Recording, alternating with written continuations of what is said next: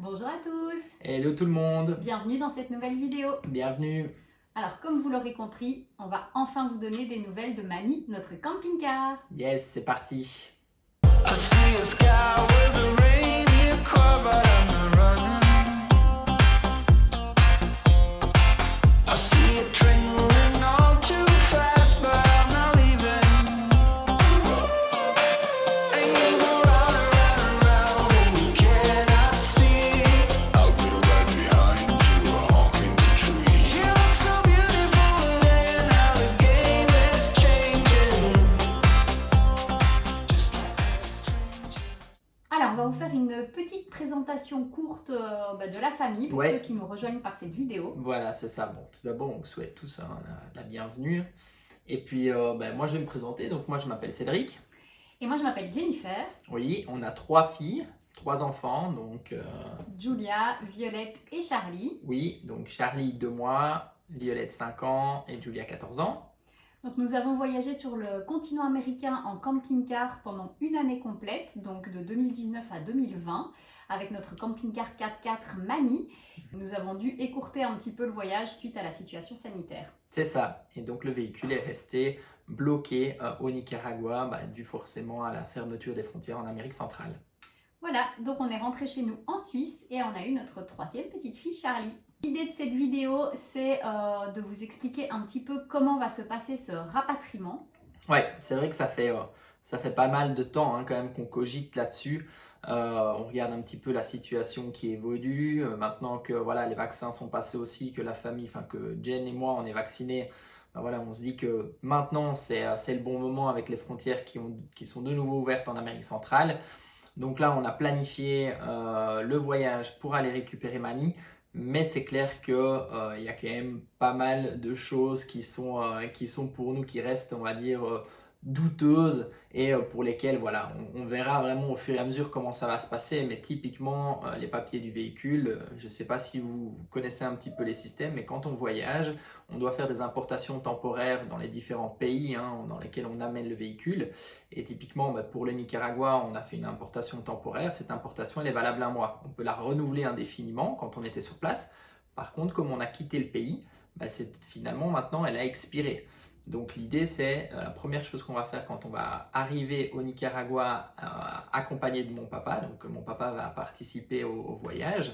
Donc la première chose, ce sera d'aller essayer de récupérer, donc étendre finalement le permis d'importation pour avoir les documents de voyage finalement avec le véhicule et pouvoir sortir le véhicule du Nicaragua vers le Costa Rica. Ça, c'est la première chose. On va peut-être justement essayer de faire un petit résumé chronologique de comment ça va se passer. Ouais.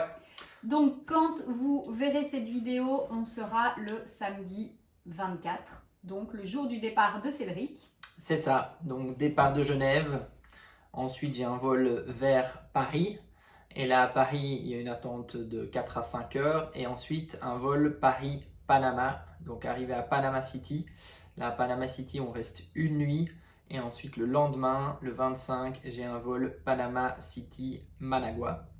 Donc on arrive le dimanche à Managua, voilà, le dimanche on n'aura rien, la DGA, donc la douane sera fermée. Mais lundi matin, l'objectif, c'est d'aller refaire le permis d'importation du véhicule, en tout cas l'étendre pour 1 mois supplémentaire, sachant que voilà, il y aura des discussions, il y aura probablement des amendes et autres à payer. Donc on verra, j'espère que ça ira quand même assez rapidement. Je pense que ça prendra au moins 3 jours. Puis à partir du moment... Et là, on est optimiste. 3 jours, on est optimiste, mais voilà. Après, On y croit, on y croit quand même, donc on verra. Mais en tout cas, voilà, ça c'est un peu l'idée. Une fois qu'on a récupéré ce document-là, le but c'est d'aller chercher Mani, de voir dans quel état, on va dire, il se trouve après une année stocké dans un hangar au Nicaragua. Donc faire le point, on va dire, mécanique, pression des pneus, batterie et autres, s'assurer que tout est en ordre et puis sortir Mani du hangar et se diriger vers le Panama en sachant que voilà, on a le Costa Rica à traverser également. Donc voilà, après la route, je pense qu'une fois que Mani, on aura les documents, que Mani sera fonctionnel, je pense que là déjà ce serait une première grosse étape pour le voyage. Et ensuite après, l'objectif c'est de l'amener au port, donc à Manzanillo, à Colón. pour pouvoir mettre le véhicule sur le bateau et le rapatrier en Europe. Voilà, exactement. Donc voilà, premier objectif, on va dire, c'est les documents au Nicaragua. Ouais. Donc ça, c'est vraiment un petit peu le premier stress. Et deuxième stress quand même, c'est le passage de frontière pour le Costa Rica. Parce que depuis le début, donc depuis une année que le camping-car est bloqué au Nicaragua, c'est cette frontière-là qui coince en fait. Donc ça a été rapidement rouvert pour remonter vers le Mexique. Donc les frontières du Honduras, du Guatemala ont été rapidement ouvertes. Mais le Costa Rica a fait le forcing pendant longtemps. Donc là, on a une petite fenêtre d'ouverture en sachant qu'il y a à nouveau un peu une flambée des cas, voilà, des cas avec le variant Delta. Donc jusqu'à la dernière minute, on a peur que le Costa Rica ferme à nouveau.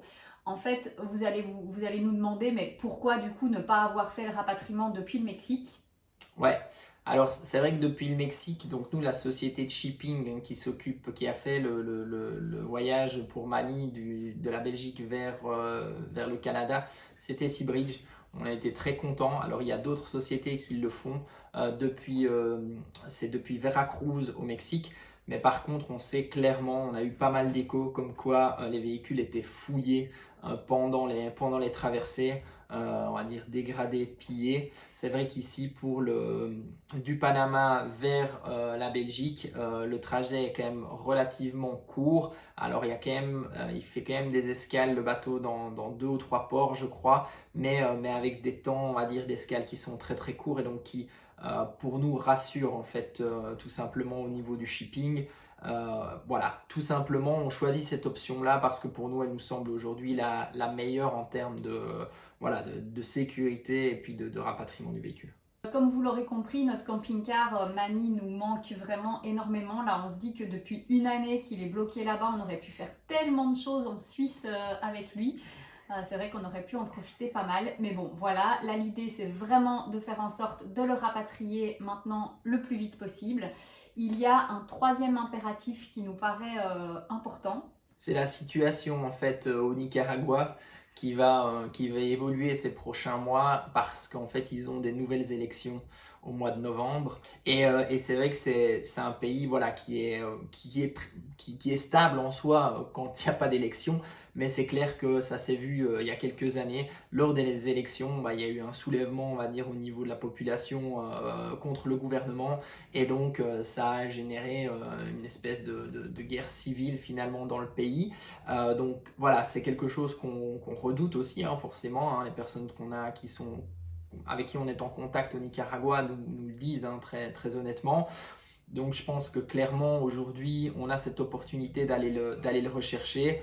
Voilà, l'objectif c'est qu'il soit sur le bateau on va dire à la fin du voyage, à la fin du temps imparti que j'ai pour aller le rechercher, en espérant finalement que toutes les choses se goupillent bien. Je pense qu'on sait qu'on va avoir quelques couacs et quelques problèmes. Maintenant, on va essayer d'être proactif et puis de les minimiser au maximum pour pouvoir y faire face une fois qu'on sera là-bas.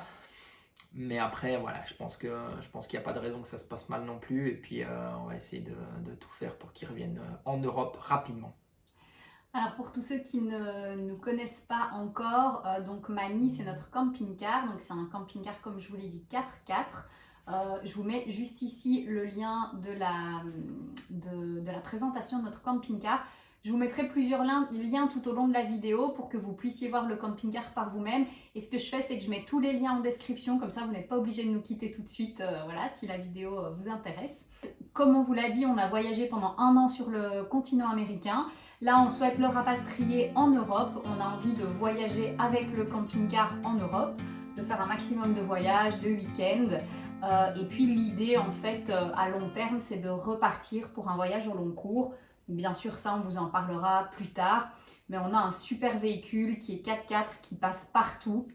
Et du coup, voilà, je vous remets aussi une petite vidéo juste ici de la van life sur la côte ouest des États-Unis où on avait passé quelques jours sur une plage à Pismo Beach. Ah, Pismo Beach, ouais. C'était vraiment super cool. Ouais. Mais pareil, je vous mets quelques vidéos en description on va dire, nos plus beaux spots avec le camping-car. On a fait aussi une fois, c'était combien 80 km de Ouais, piste en Basse-Californie. en Basse-Californie au Mexique. Pour aller chercher un spot de surf. Le spot comment il Scorpion s'appelle? Bay. Ouais, c'est ça, Scorpion Bay. Et donc on a fait 80 km de piste à la base. On pensait faire ça en quelques heures. Finalement, on a mis 7 heures, je crois, pour faire les 80 km. Je vous mets aussi des petites images là tout de suite.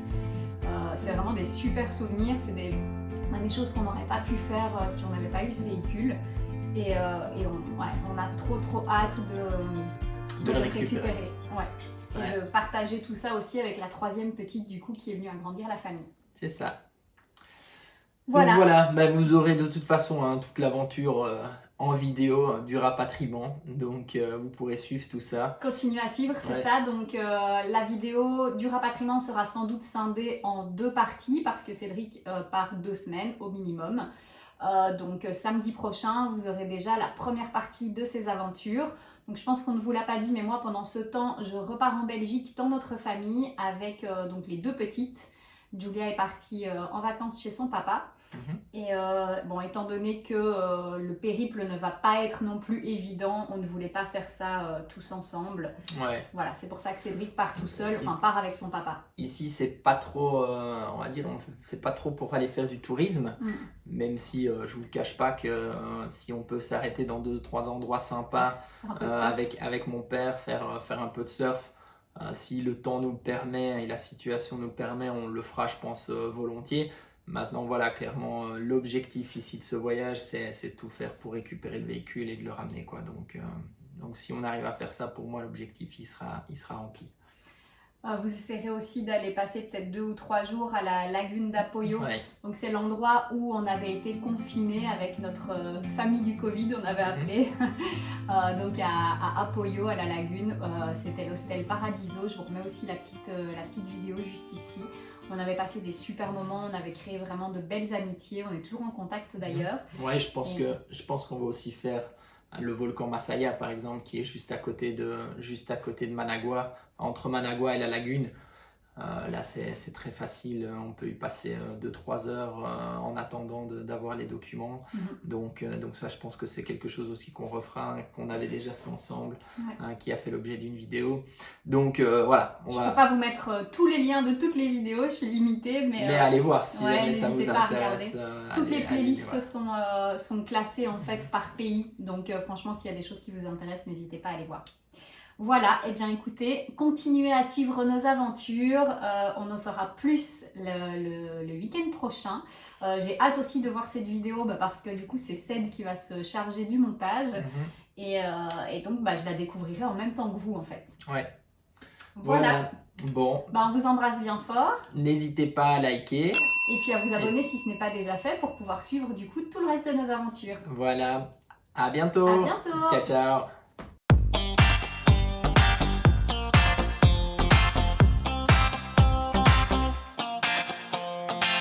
I see us.